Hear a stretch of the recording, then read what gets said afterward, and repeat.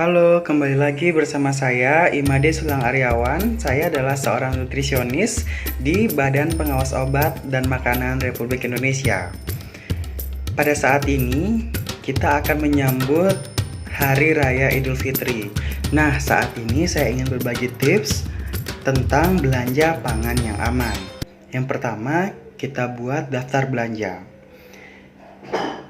Yang pertama, kita list jenis dan jumlah pangan yang ingin kita beli. Yang kedua, kita harus perhatikan kemampuan penyimpanan yang ada di rumah. Yang ketiga, beli secukupnya sesuai dengan kebutuhan. Nah, selanjutnya, apa-apa saja yang harus kita perhatikan pada saat kita berbelanja? Yang pertama, pada saat belanja, kita harus mendahulukan pangan kemasan. Contohnya, pangan dalam kaleng atau botol. Yang kedua, pangan kering. Contohnya, beras, mie, tepung, dan lain-lain. Yang ketiga, bakery. Contohnya, roti, kue, donat, dan lain-lain. Yang keempat, susu dan produk olahannya seperti susu, keju, yogurt, dan lain-lain. Yang kelima, pangan segar. Contohnya buah, telur, sayuran, ikan, dan lain-lain. Yang keenam, pangan dingin dan beku, yaitu daging beku, ikan beku, es krim, dan lain-lain.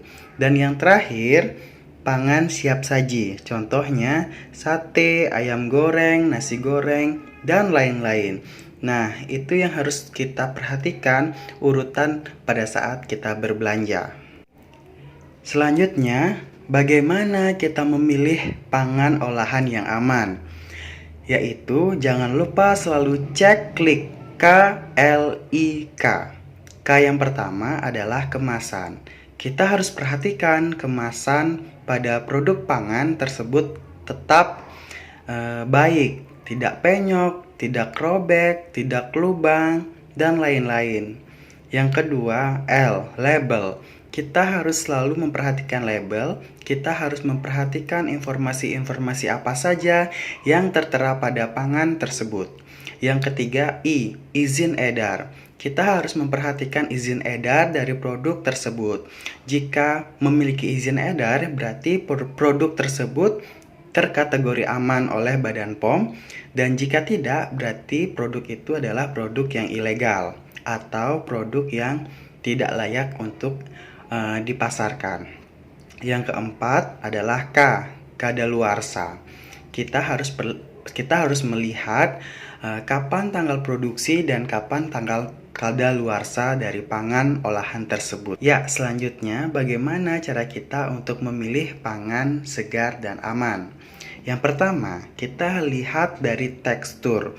Teksturnya harus bersih, mulus, dan segar. Selanjutnya, warnanya cerah, tidak layu atau tidak busuk. Yang ketiga, tidak berbau busuk atau tengik. Selanjutnya, bagaimana cara kita memilih panganan siap saji yang aman? Yang pertama, jangan beli pangan yang berwarna mencolok.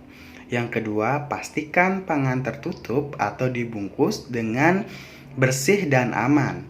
Yang ketiga, perhatikan kebersihan lokasi dan kebersihan penjaga.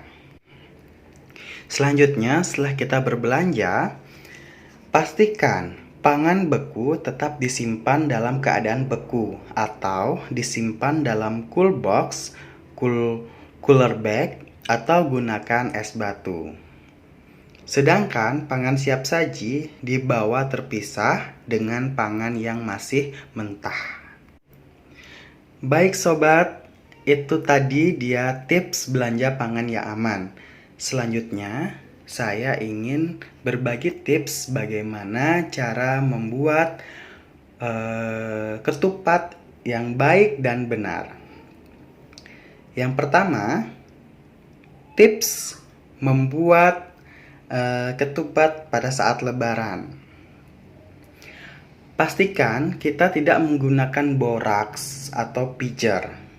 Yang kedua, pastikan menggunakan bahan baku yang bermutu. air yang jernih, tidak berbau, dan tidak berasa. Beras berwarna putih, kering, dan tidak berbau. Yang ketiga, pesan keamanan pangan. Baik teman-teman, saya ingin berpesan tentang keamanan pangan.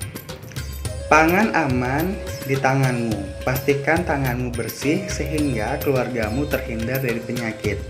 Pangan dimasak dengan sempurna. Pastikan pangan yang dimasak matang, sempurna sehingga mengurangi resiko keracunan. Yang ketiga, pangan disajikan dengan tepat. Ingat, pangan panas disajikan panas. Pangan dingin disajikan dengan dingin. Baik, terima kasih sobat.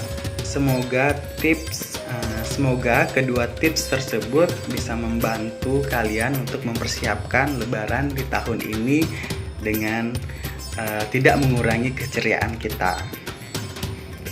Oke sobat, sekian dulu sharing dari saya untuk kedua tips tersebut. Keep healthy and safety. Stay tuned, only sehat kerjaku. Terima kasih.